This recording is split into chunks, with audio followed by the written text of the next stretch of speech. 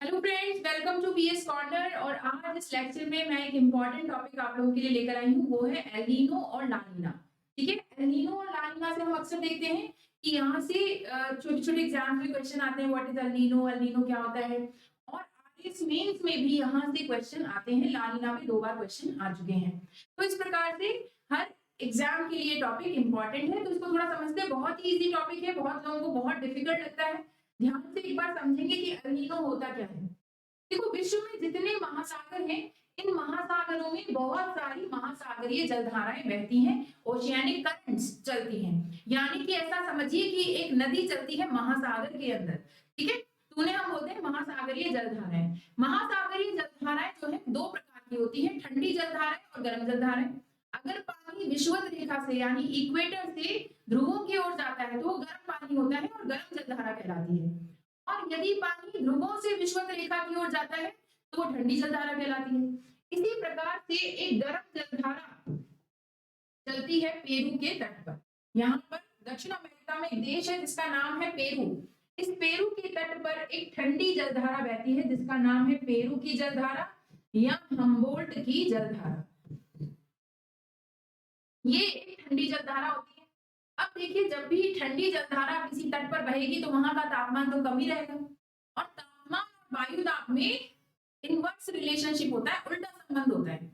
जैसे कि अगर तापमान बढ़ेगा तो हवा फैलेगी तो हवा का विस्तार होगा, हवा ऊपर उठ जाएगी तो वायु दाब घट जाएगा। यानी तापमान ज्यादा तो वायु दाब कम। और उल्टा कर लीजिए, तापमान कम हो रहा है यानी हवा ठंडी हो रही है, ठंडी हो रही है तो सिकुड़ेगी, सिकुड़ेगी तो नीचे बैठेगी, नीचे बैठेगी तो वायु दाब बढ़ जाएगा। तो यानी तापमान कम तो वायु दाब ज्यादा। तो यानी अगर हम देख रहे हैं पेरू की ठंडी जलधारा के कारण तापमान कम है तो यहाँ पे क्या रहता है, वायु दाब ज्यादा रहता है। हाई प्रेशर की कंडीशन रहती है, उच्च वायु दाब की स्थिति यहाँ पे बन जाती है। हाई प्रेशर, उच्च वायु दाब। ये जो उच्च वायु दाब है और निम्न वायु दाब है, ये हमेशा एक निम्न वायु दाब के पास दूसरा उच्च वायु दाब ही मिलता है और एक उच्च वायु दाब के पास दूसरा निम्न वायु दाब ही मिलता है। क्योंकि अगर एक जगह पवनें नीचे बैठ रही हैं तो दूसरी जगह पवनें उठेंगी। 2 जगह पवनें एक साथ नीचे नहीं बैठ सकती और 2 जगह पवनें एक साथ ऊपर नहीं उठ सकती। ये पूरा एक चक्र होता है, साइकिल होता है। पवनें नीचे बैठी, पवनों का विस्तार हुआ सतह पर और फिर वहां से ऊपर उड़ गई। ठीक है, तो यानी कि पवनों का फ्लो के लिए एक उच्च वायु दाब के पास दूसरा निम्न वायु दाब होता है। तो जब यहाँ पे उच्च वायु दाब होता है तो ऑस्ट्रेलिया पर निम्न वायु दाब होता है। जब ऑस्ट्रेलिया पर निम्न वायु दाब होता है तो हिंद महासागर में उच्च वायु दाब होता है। या ऐसे मान लीजिए कि अफ्रीका के पास उच्च वायु दाब होता है और यहाँ उच्च वायु दाब होता है तो भारत के ऊपर जो निम्न वायु दाब होता है वो तीव्र बन जाता है, जिसके की कारण हमारे यहाँ मानसून उच्च वायु दाब से निम्न वायु दाब की ओर चलकर आता है, जिसे हम बोलते हैं दक्षिण पश्चिम मानसून। तो दक्षिण पश्चिम मानसून जब आता है तो उसमें जो सामान्य स्थिति है, जब पेरू की जलधारा बह रही है सब बोलते हैं सामान्य स्थिति। पेरू की ठंडी जलधारा बह रही है जिसके कारण यहाँ पे उच्च वायु दाब है, ऑस्ट्रेलिया पर निम्न वायु दाब है, हिंद महासागर में उच्च वायु दाब है और भारत के ऊपर निम्न वायु दाब है। इसे हमने बोला, इसे हम बोलते हैं सामान्य वर्ष। सामान्य वर्ष या हम इसको बोल सकते हैं, इसको बोला जाता है वॉकर कोशिका, वॉकर सेल, वॉकर साइकिल। ठीक है, ये हो गया सामान्य ईयर। अब अगली जब भी अल नीनो होता है तब क्या होता है, ये जो पेरू की ठंडी जलधारा है इसकी जगह गर्म जलधारा आ जाती है। अब ये गर्म जो जलधारा आती है ये क्रिसमस के पास आती है, जो कि कल है, क्रिसमस के आसपास प्रकट होती है और इसलिए इसका नाम रखा गया अल नीनो। अल नीनो का मतलब होता है यीशु का बेटा। तो ये अल नीनो बोलते से ये है गर्म जलधारा। गर्म जलधारा मतलब तापमान ज्यादा तो वायु दाब कम। अब यहाँ पे उच्च वायु दाब की जगह निम्न वायु दाब हो गया, निम्न वायु दाब हो गया तो ऑस्ट्रेलिया के ऊपर उच्च वायु दाब हो गया। ठीक है, इतनी बात समझ में आई। अल नीनो की स्थिति में क्या हो रहा है, उल्टा हो जा रहा है। यानी कि जो ठंडी जलधारा थी पेरू की उसकी जगह गर्म जलधारा आ रही है, उस गर्म जलधारा का नाम है अल नीनो। और इस अल नीनो के कारण क्या हो रहा है, यहाँ पर निम्न वायु दाब और ऑस्ट्रेलिया के ऊपर उच्च वायु दाब बन रहा है। जब ऑस्ट्रेलिया के ऊपर उच्च वायुदाब बनेगा तो हिंद महासागर में निम्न वायुदाब, और हिंद महासागर में निम्न वायुदाब है तो भारत के ऊपर उच्च वायुदाब। पवनें हमेशा उच्च वायुदाब से निम्न वायुदाब की ओर चलती है, इसलिए भारत से पवनें हिंद महासागर की ओर चलेंगी, उल्टा होगा। यानी कि अब जो पवनें हैं स्थल से समुद्र की ओर चलेगी, है ना? अगर भारत के ऊपर उच्च वायुदाब बन गया है तो पवनें स्थल से समुद्र की ओर चलेंगी, तो मानसून कैसा हो जाएगा? मानसून कमजोर हो जाएगा। ठीक है, तो इसलिए जो है हमारे यहाँ जब भी अल नीनो होता है, अल नीनो के प्रभाव को जानिए। अल नीनो क्या होता है? क्रिसमस के आसपास होता है। कहाँ होता है? दक्षिण अमेरिका में पेरू के तट पर होता है, पेरू देश, पेरू के तट पर होता है, पेरू के तट पर अल नीनो, पेरू के तट पर। ठीक है, और कब होता है? क्रिसमस के निकट। क्या करता है? पेरू की ठंडी जलधारा को विस्थापित कर देता है, पेरू की ठंडी जलधारा विस्थापित हो जाती है इससे, और इसकी जगह क्या होता है? अल नीनो की गर्म जलधारा प्रकट हो जाती है। किसी किसी एग्जाम में पूछा गया है अल नीनो का तात्पर्य क्या है, तो अल नीनो का मतलब है यीशु का बेटा। ठीक है, यीशु का बेटा। ठीक है, गर्म जलधारा प्रकट हो जाती है। अब ये गर्म जलधारा हो गई, तो एक बार देखते हैं सामान्य स्थिति में क्या है। सामान्य स्थिति में पेरू के तट पर है उच्च वायुदाब, किसी दूसरे रंग से लिख लेते हैं, उच्च वायुदाब।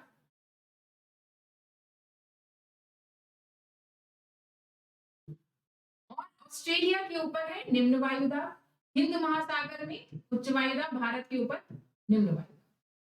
इसे बोलते हैं सामान्य, ये तो अगर से।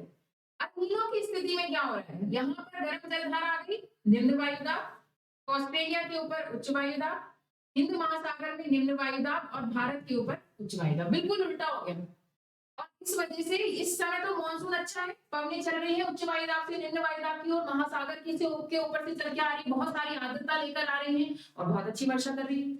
लेकिन इस स्थिति में क्या हो गया? पवनें चल रही है उच्च वायुदाब से निम्न वायुदाब की ओर, स्थल से चल रही है, पवनें सूखी है, वर्षा नहीं करेंगी, तो मानसून कैसा हो जाएगा? कमजोर हो जाएगा। तो अल नीनो का प्रभाव क्या होता है? अल नीनो का प्रभाव होगा मानसून पड़ जाता है कमजोर, कमजोर, और इससे क्या होता है? सूखे की स्थिति बनती है, भारत में सूखा पड़ता है, सूखे की स्थिति बन जाती है। ठीक है, तो अल नीनो का प्रभाव हो गया। आगे हम चले, इसी से जुड़ी हुई एक और घटना है जिसे बोलते हैं ला नीना। ला नीना क्या होता है? सामान्य वर्ष में, जैसे सामान्य वर्ष में यहाँ ठंडी जलधारा होती है, तो अल नीनो के ठीक अगले साल, अल नीनो गर्म जलधारा आ गई थी, अब गर्म जलधारा को फिर से हटाना है भाई, किसी एक साल की घटना है, उसे तो अगले साल थोड़ी दोहराना है, तो अगली साल फिर से पेरू की ठंडी जलधारा आएगी, और पेरू की ठंडी जलधारा अगली साल बहुत ज्यादा ठंडी होती है। ठीक है, और बहुत ज्यादा ठंडी होती है तो वही सामान्य स्थिति और ज्यादा स्ट्रांग हो जाती है। जैसे अगर हम बात करें तो पेरू पे नॉर्मली हर साल की जैसे हाई प्रेशर बनता है उच्च वायुदाब, लेकिन ये बहुत ज्यादा हाई होता है। ठीक है, ऐसे ऑस्ट्रेलिया के ऊपर निम्न वायुदाब, लेकिन ये बहुत ज्यादा निम्न होगा। हिंद महासागर के ऊपर उच्च वायुदाब और भारत के ऊपर निम्न वायुदाब होगा, और पवनें फिर वही हिंद महासागर से भारत की ओर चलेगी, मानसून आएगा, लेकिन बहुत ज्यादा तीव्र मानसून आएगा। ठीक है, बहुत ज्यादा तीव्र मानसून आएगा तो क्या होगा? बाढ़ की स्थिति बन जाएगी। तो अल नीनो की स्थिति में तो क्या हो रहा है? सूखा पड़ रहा है, क्या पड़ रहा है? सूखे की स्थिति है। लेकिन जब ला नीना होगा, ला नीना किसे कहते हैं? अल नीनो के अगले साल, ठीक अगले साल, अल नीनो के अगले वर्ष क्या है? ये ठंडी जलधारा, तीव्र ठंडी जलधारा कहां प्रकट हो रही है? पेरू के तट पर प्रकट हो रही है, और ये भी कब हो रही है? क्रिसमस के आसपास। तो इसे कहते हैं ला नीना, का मतलब है यीशु की बेटी, यीशु की बेटी। भाई जो बेटे होते हैं वो कैसे होते हैं? गर्म, और बेटियां होती है ठंडी, कूल। तो यीशु की बेटी है ना, ये ठंडी है, ठंडी जलधारा है, और बेटे कैसे होते हैं, गर्म होते हैं। तो अल नीनो कैसी है, गर्म जलधारा है, तो यीशु की बेटी कहते हैं। और इसके कारण भारत पर प्रभाव क्या होता है, मानसून तीव्र आ जाता है, तीव्र होता है, और इससे बाढ़ की स्थिति उत्पन्न होती है। ये है लानीना। तो अल नीनो और लानीना समझ में आया। ये सारी घटनाएं कहाँ हो रही है, पेरू के तट पर हो रही है, पेरू देश के तट पर जो दक्षिण अमेरिका में है। अब इसी से जुड़ा हुआ एक शब्द है इंडियन ओशियन डाइपोल, हिंद महासागरीय द्विध्रुव। अब ये क्या होता है, इसको समझेंगे।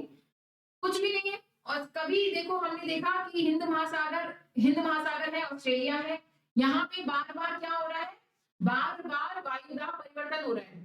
कभी यहाँ पर हाई प्रेशर, यहाँ पर लो प्रेशर। अच्छा देखो, यहाँ पर हाई प्रेशर होगा तो यहाँ पर लो प्रेशर होगा, ठीक है, ये ध्यान रखेंगे। हिंद महासागर के भी दो हिस्से कर लो। हिंद महासागर का पश्चिमी हिस्सा, इस पर हाई प्रेशर है, तो हिंद महासागर का पूर्वी हिस्सा, उस पर लो प्रेशर है, यानी अफ्रीका के ऊपर हाई प्रेशर और इंडोनेशिया के ऊपर लो प्रेशर।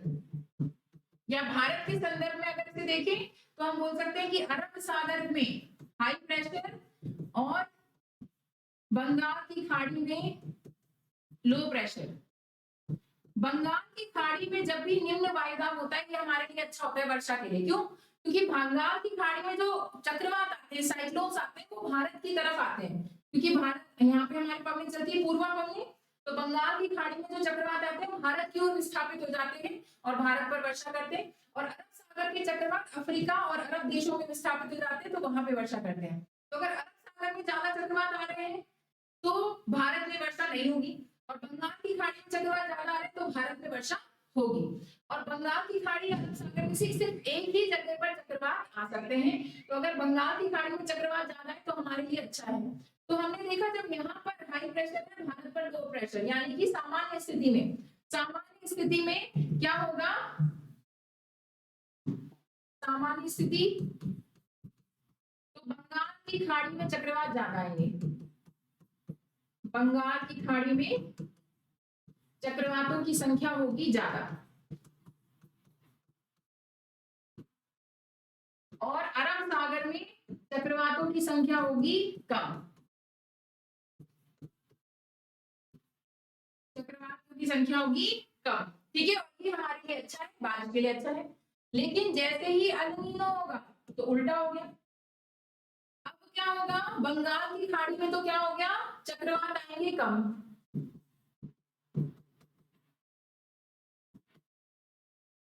बंगाल की खाड़ी में चक्रवात होंगे कम, और अरब सागर में चक्रवात होंगे, तो भारत में वर्षा होगी कम। और ऐसा हो क्यों रहा है, ऐसा इसलिए हो रहा है क्योंकि यहाँ पे जो वायुदाब है उसकी स्थिति बदल रही है। कभी यहाँ पे हाई प्रेशर है, यहाँ पे लो प्रेशर है, कभी यहाँ पे लो प्रेशर है, कभी यहाँ पर हाई प्रेशर है। और इसकी वजह से क्या होगा, ये बार बार जो दाब की, वायु दाब की जो स्थिति है बदल रही है, इसे ही कहते हैं हिंद महासागरीय द्विध्रुव। हिंद महासागरीय द्विध्रुव का मतलब क्या है, जो वायु दाब है उसकी परिस्थितियों का हिंद महासागर में बदलना हिंद महासागरीय द्विध्रुव कहलाता है। अच्छा, जो हमारे यहाँ परिस्थितियां हैं, वायु दाब की परिस्थितियां, इसको कैसे कैलकुलेट करते हैं, इसका एक फॉर्मूला है। तापमान किसका, तापमान अरब सागर का, इसमें से घटा दो तापमान बंगाल की खाड़ी का। अगर ये नेगेटिव आता है, नेगेटिव, तो मानसून अच्छा रहेगा, कोविड की तरह है। कोविड नेगेटिव तो हमारी स्थिति अच्छी है, और अगर ये पॉजिटिव है तो मानसून कमजोर हो जाएगा, मानसून बेकार रहेगा। कोविड पॉजिटिव हो गया तो जिंदगी खराब, ठीक है। तो नेगेटिव क्यों भाई, क्योंकि अरब सागर का अगर तापमान ज्यादा है तो ये पॉजिटिव आएगा, है ना। अगर बंगाल की खाड़ी का तापमान ज्यादा है तो ये नेगेटिव आएगा। अगर अरब सागर का तापमान ज्यादा है तो अरब सागर में क्या बनेगा, लो प्रेशर, जहां तापमान ज्यादा वहां वायुदाब कम। तो अगर अरब सागर में तापमान ज्यादा हो गया तो वायुदाब कम हो जाएगा अरब सागर में, और अरब सागर में चक्रवात आएंगे। चक्रवात हमेशा निम्न वायुदाब में आते हैं। और अगर बंगाल की खाड़ी में तापमान ज्यादा होगा तो बंगाल की खाड़ी में चक्रवात ज्यादा आएंगे, क्यों? यहाँ पे निम्न वायुदाब बनेगा, तो हमारे लिए तो यहाँ पे निम्न वायुदाब बनना ज्यादा जरूरी है, तो यहाँ का तापमान ज्यादा होना जरूरी है, इसलिए नेगेटिव अगर ये होता है तो मानसून अच्छा होता है, इसे कहते हैं हिंद महासागरीय द्विध्रुव। ठीक है, समझ में आएगी बात भी? अरब सागर, बंगाल की खाड़ी ले लो, चाहे पश्चिमी हिंद महासागर, पूर्वी हिंद महासागर ले लो, चाहे अफ्रीका, इंडोनेशिया ले लो, कुछ भी लिख सकते हैं इसमें। आगे चलते हैं, इंडियन ओशन डाइपोल समझ में आ गया ना? इंडियन ओशन डाइपोल में क्या हो रहा है? अरब सागर है और बंगाल की खाड़ी है, ये है अरब सागर, बंगाल की खाड़ी, या ऐसे मान लो कि अफ्रीका है और इंडोनेशिया है, इंडोनेशिया है, अफ्रीका है। ठीक है, अगर यहाँ पर वायुदाब कम होगा तो यहाँ पे चक्रवात आएंगे और वो किधर की तरफ आएंगे? भारत की तरफ शिफ्ट हो जाएंगे, क्योंकि ये साइकिल है। ठीक है, आगे हम चलते हैं। अगला इसमें जो कॉन्सेप्ट है वो मैं आपको समझाना चाह रही थी, जिसे हम बोलते हैं ENSO. ENSO, ENSO El Nino से जुड़ा हुआ है।